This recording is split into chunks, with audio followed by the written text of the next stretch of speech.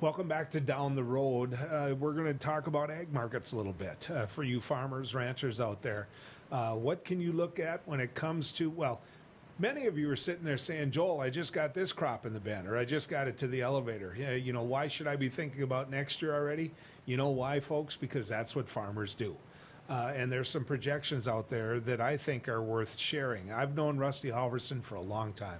I've known that he is one of the top farm broadcasters and reporters out there. In fact, it took me about 2 seconds to beg him to come work with us.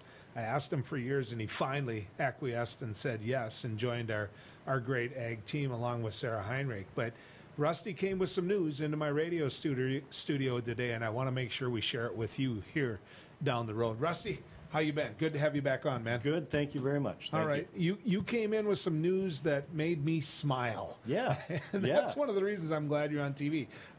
Talk to people about that. Well, earlier today, Joel, the Northern Crops Institute held their monthly webinar online, and as a guest this month, they had Mike Kruger. Folks would remember him, a longtime market analyst, a commodity broker, founded the Money Farm. And so Mike was sharing some of his thoughts about our current environment and what we might see for next year as far as crops, plantings, price scenarios, that sort of thing. And yeah, he had some interesting things to say in that webinar earlier today. Well, let's get into it, because this time of year is when farmers start looking at what they're going to sell ahead of time. Yep. You know, on the futures. What did he say about, you know, some of the main staples, corn, wheat, soybeans, those type of things? Okay, well, on the big three, as you kind of referred to them as, spring wheat, corn, and soybeans, looking out the next year, trying to break down what the acreage prospects might be for those crops based on their current prices today, what may lie ahead. Currently, he said spring wheat is being a leader in the futures markets. We've touched some new contract highs over the last couple of weeks, bumping up to $10 a bushel. So he thought that was the strongest leg of those three in the markets, and the Minneapolis action would prop up corn and soybeans, have a good reason to, at least in the near future. Another thing he talked about a lot today was the minor crops, like your lentils, your dry edible beans, your flax, oats, sunflowers, durum even. And he thought with the attractive prices that we're seeing on those crops today, that they will chip away from acreage next year. And in the case of corn, with input prices being what they are for fertilizer and whatnot next year, he thought that these minor crops will be very attractive pricing opportunities for farmers next year. And he said it's something to watch as we go forward to 2022. Well, as you know, I have a lot of friends that raise peas, lentils, you know, those edibles, and I have friends who deal in them. Yeah. That head over to that Pacific Rim and try to make the argument that they can deliver. It hasn't worked well in terms of, you know, the tariffs that were placed upon some of that trade.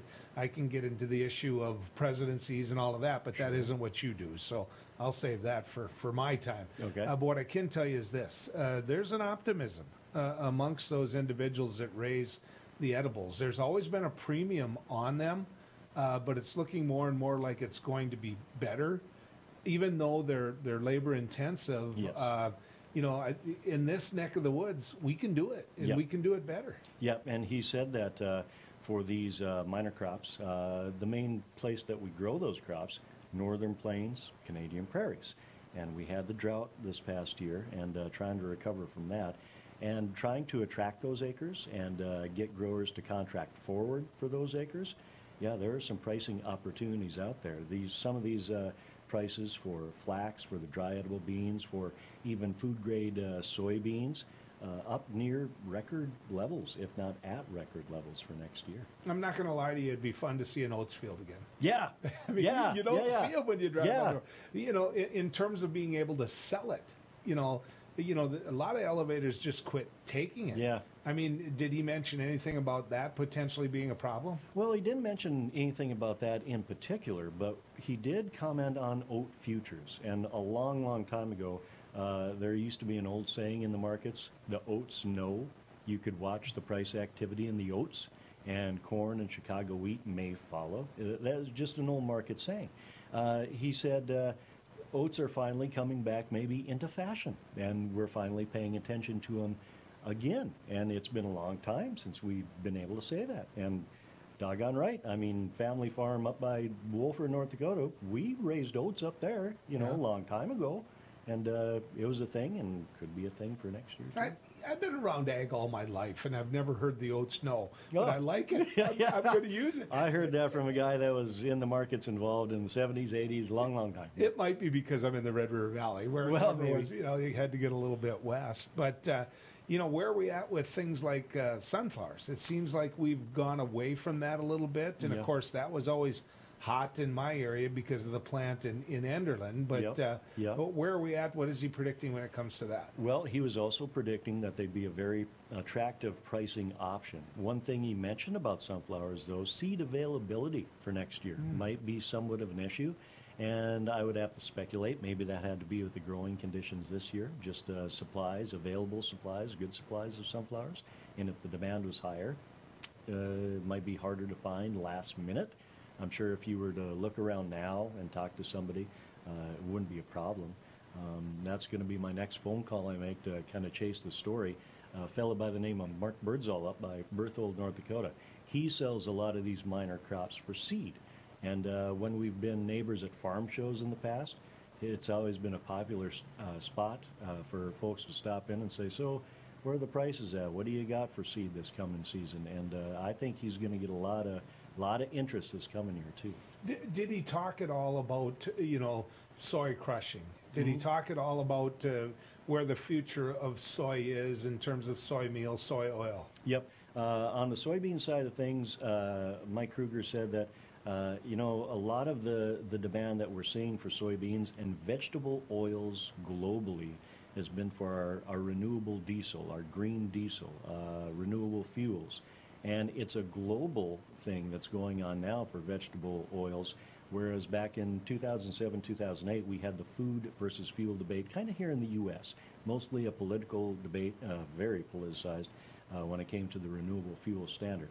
And Mike said it doesn't seem like that's going to be the case this time around. There won't be a food versus fuel debate because this is what countries want to do. It's where we're at globally, politically, from a climate perspective.